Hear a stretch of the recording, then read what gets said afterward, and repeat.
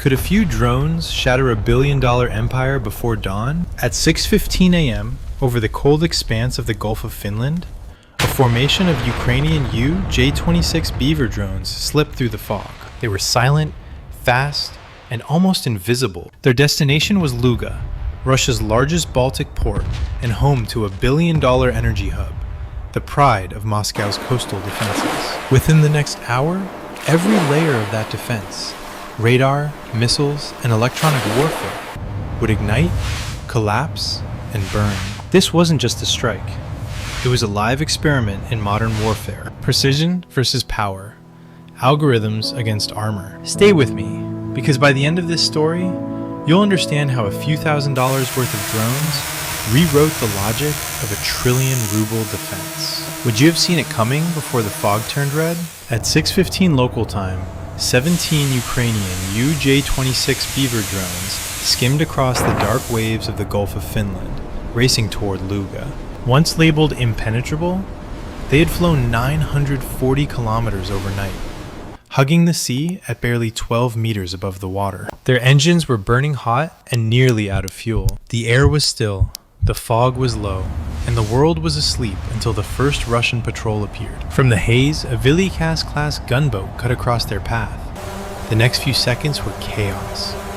Tracer rounds streaked through the dawn light like burning comets. A 14.5mm cannon opened up, its rounds slicing through the air so close that pressure waves rippled across the drone's carbon fiber shells. One drone exploded in a silent burst of flame, scattering fragments across the sea. The rest dove to just 8 feet above the surface, evading the gunfire with a precision that no human pilot could match. From a command bunker near Kyiv, operators watched the grainy satellite feed flicker with static. They could hear the gunfire through the data stream, faint, delayed, but unmistakable. 3 Igla-S missiles fired from the patrol boat, each worth tens of thousands of dollars, chased shadows across the Baltic. 2 missed completely. The third detonated too early, fooled by the salt spray. 16 drones pressed on, silent and relentless, low against the waves. 40 kilometers ahead, their next enemy waited. Until they reached the bridge? A trillion-ruble air defense system that had never failed until tonight. If you were one of those drone operators, watching your fuel dip and the radar light up red, would you press on or turn back? Let me know in the comments. At 6:28, alarms echoed through the coastal command post outside Luga. The S-400 Triumph Air Defense Battery, Russia's pride and symbol of invulnerability, switched from search mode to kill mode. Its 92N-6A radar, built to track stealth aircraft 400 kilometers away, now faced a swarm of targets smaller than seagulls. The radar operator blinked in disbelief. On his screen, the drones appeared as flickering dots. Their radar reflections were barely 10% of a normal aircraft. He initiated track via missile, a desperate tactic to let the missile itself find the target mid-flight. Seconds later, 348 N6DM missiles, each worth $2.3 million, tore into the fog. The roar shook the wetlands for miles. However, physics was not on Russia's side. The Beavers dropped altitude again, to just 6 meters above the waves. The missiles tried to dive after them, but their fins stalled as the airflow collapsed under low altitude and high humidity. 2 plunged straight into the sea. The third exploded prematurely, showering the surface with molten fragments. Inside the Russian bunker, panic mixed with disbelief. 17 targets had entered the defense zone. 15 were still flying. That meant nearly $7 million in missiles had been spent to destroy a single drone worth less than a family car. The S-400 crew called for reinforcements.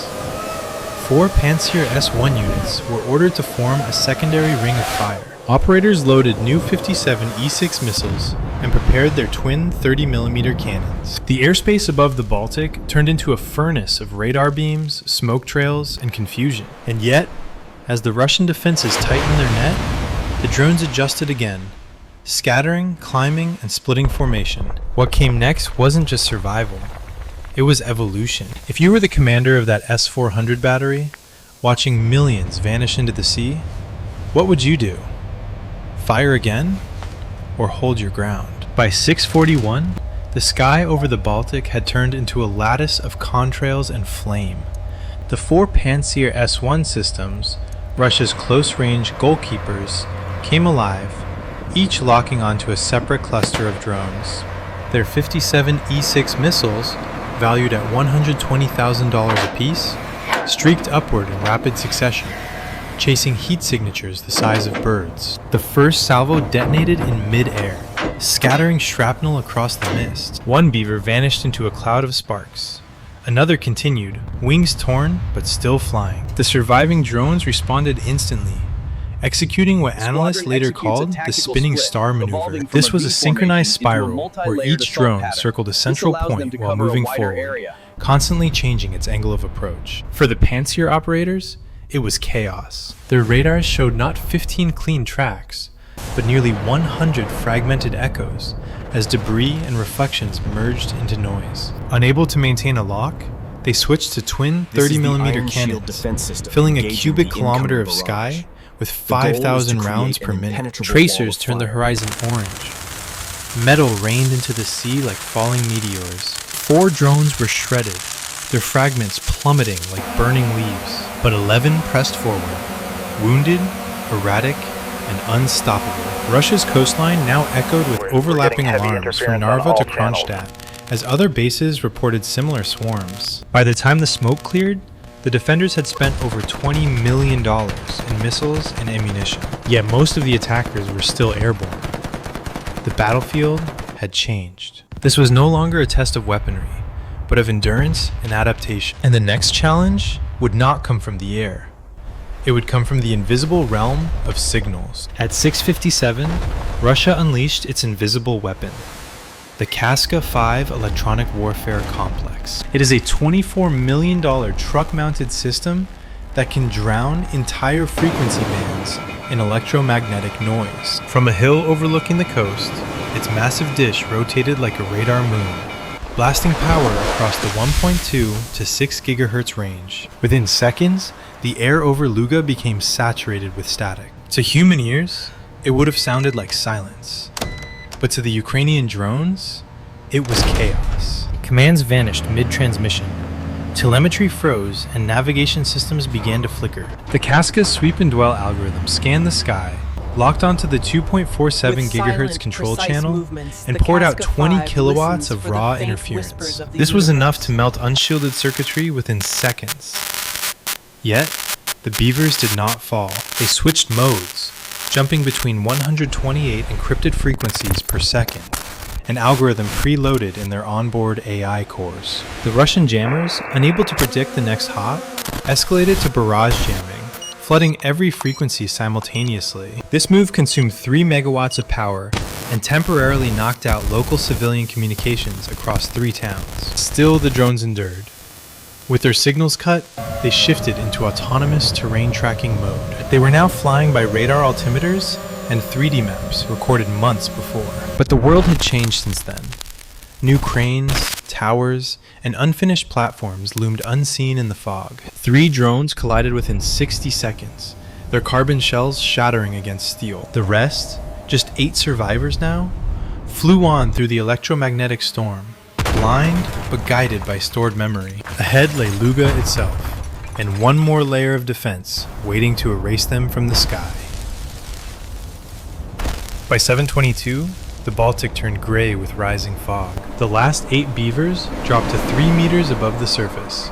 Flying through salt mist so dense, their optical cameras became blind. Radar altimeters pinged constantly, keeping them from slamming into the water. On shore, Russian defenses switched from missiles to mathematics. With long-range radars overwhelmed, operators calculated intercept paths manually, using grids of coordinates where they predicted the drones would pass. 4 Pantsir S-1 units fired in sequence, their shells tracing invisible walls through the fog. The sound rolled over the bay like thunder. 2 drones vanished, torn apart by blind fire they never saw coming. The survivors flew on, their batteries dropping below 15%, with power readings blinking red across their systems. GPS feeds began to distort as Russian R340 series spoofing arrays came online, broadcasting false coordinates. To the drones, the map shifted. Rivers appeared where there should be roads, and the horizon bent. Two beavers obeyed the lie, banking right and diving straight into the sea. Now only 4 drones remained. They had no live feed, no pilot input, and almost no power. Their onboard computers switched to inertial guidance, using motion sensors and gyroscopes to continue the pre-programmed strike path. As the fog thickened, even the Russian crews lost track of them. Silence returned to the port for the first time that morning. But beneath that calm, 4 invisible machines crept toward Luga's most vital target, the cryogenic gas complex that powered half the region's exports. At 7:49, the final 4 beavers emerged from the fog like phantoms. Their propellers cut through the wet air, engines whining as voltage dipped below 11.2 volts. Ahead of them loomed the sprawling Luga cryogenic gas facility. 420 acres of pipes, storage tanks, and cooling towers. It held nearly 1.8 million cubic meters of pressurized hydrocarbons. The complex was worth over $2.4 billion. It was protected by armored patrols, water cannons, and infrared sensors, all now half blinded by the mist. A lookout on the western platform caught a flicker of motion too late. The first drone skimmed over the pipeline yard at 145 kilometers per hour, clipped by machine gun fire that shattered one propeller. Yet, momentum carried it forward. It struck a venting manifold head-on. The explosion was small, a white flash, but it tore open a pressure seal that had held since the Soviet era. Methane hissed skyward. The second beaver dived through the vapor cloud seconds later.